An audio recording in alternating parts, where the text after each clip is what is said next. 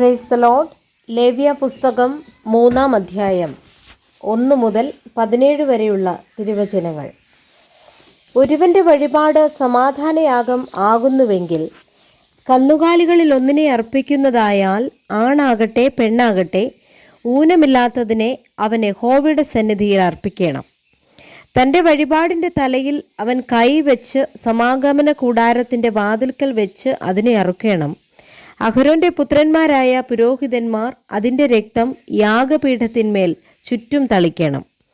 അവൻ സമാധാനയാഗത്തിൽ നിന്ന് കുടൽ പൊതിഞ്ഞിരിക്കുന്ന മേധസ്സും കുടലിന്മേലിരിക്കുന്ന സകല മേധസ്സും മൂത്രപിണ്ഡം രണ്ടും അവയുടെ മേൽ കടിപ്രദേശത്തുള്ള മേധസ്സും മൂത്രപിണ്ഡത്തോടു കൂടെ കരളിന്മേലുള്ള വപയും നീക്കി യഹോവയ്ക്ക് ദഹനയാഗമായി അർപ്പിക്കണം.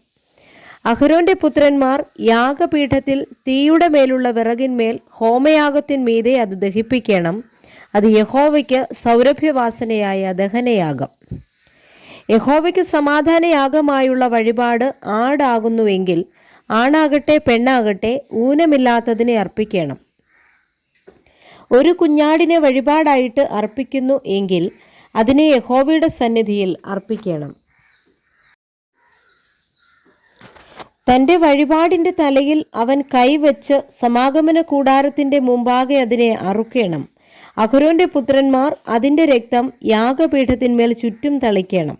അവൻ സമാധാനയാഗത്തിൽ നിന്ന് അതിൻ്റെ മേധസ്സും തടിച്ച വാൽ മുഴുവനും ഇതു തണ്ടല്ലിങ്കൽ നിന്ന് പറിച്ചു കളയണം.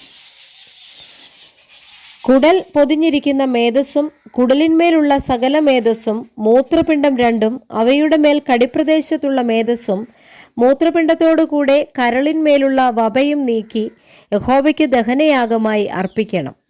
പുരോഹിതൻ അത് യാഗപീഠത്തിന്മേൽ ദഹിപ്പിക്കണം. അത് യഹോവയ്ക്ക് ദഹനയാഗ ഭോജനം. അവൻ്റെ വഴിപാട് കോലാട് ആകുന്നുവെങ്കിൽ അവൻ അതിനെ യഹോവയുടെ സന്നിധിയിൽ കൊണ്ടുവരണം.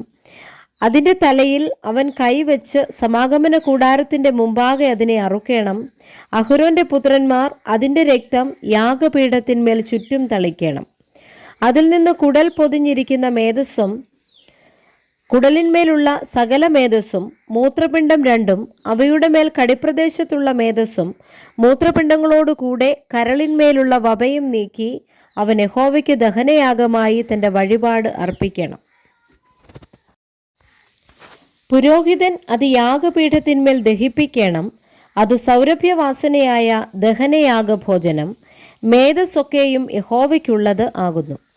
മേധസ്സും രക്തവും തിന്നരുത് എന്നുള്ളത് നിങ്ങളുടെ സകല വാസസ്ഥലങ്ങളിലും നിങ്ങൾക്ക് തലമുറയായി എന്നേക്കുമുള്ള ചട്ടം ആയിരിക്കണം. Praise the Lord. വായിച്ച തിരുവചന വേദഭാഗങ്ങളാൽ കർത്താവ് എല്ലാവരെയും സമൃദ്ധിയായി അനുഗ്രഹിക്കുമാറാകട്ടെ. ആമേൻ.